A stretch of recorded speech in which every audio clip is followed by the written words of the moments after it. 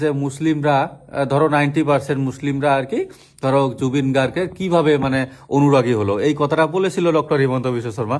কিন্তু তারপরে একটা কি আমি আজকে এই সকাল সকাল আমি ভিডিও বানাটার উদ্দেশ্যই হলো এই সকাল সকাল জাস্ট মাত্র দেখলাম এই মমতাজের লগে এই ডক্টর হিমন্ত বিশ্ব শর্মার ফটো বাইর হলো আর কি সোশ্যাল মিডিয়ায়।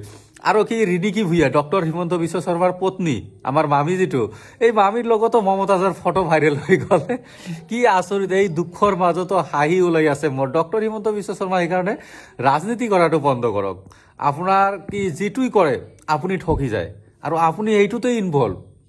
আপুনি এইবিলাক নকৰিব হা, আপুনি যি কথা কয় সেইটোতে আপুনি থাকে অলৰেডি বুঝি পালে। শ্যাম কানুৰ লগতো আপনাৰ ফটো, তাৰপিছত এই যে মমতাজ বাংলাদেশৰ কি যিটো গায়িকা কি মমতাজ ইয়াৰ লগতো আপোনাৰ ফটো। তো আপুনি কি ক'ব বিচাৰে কওকচোন, ৰাইজক বুৰ্বক এনেকৈ বনাব নোৱাৰে আপুনি, নোৱাৰে নহয়। ৰাইজক কেনেকৈ আপুনি বুৰ্বক বনাব কওকচোন, আপোনাৰ সবতে ৰাইজে পুৰুষ দেখি আছে, আপুনি আৰু কিমান বুৰ্বক বনাব ডক্টৰ হিমন্ত বিশ্ব শৰ্মা আপুনি কওক। আপুনি বুৰ্বক বনাব নোৱাৰে আৰু। গতিকে এইবিলাক নকৰিব, কৰিলে আপোনাৰে ক্ষতি, যি কথা ক'ব আপোনাৰে ক্ষতি বৰ্তমান সকলো ৰাইজে দেখি আছে। তো থেংক ইউ ছ' মাছ, সবে এই ভিডিঅ'টো শ্বেয়াৰ কৰি দিব, ধন্যবাদ।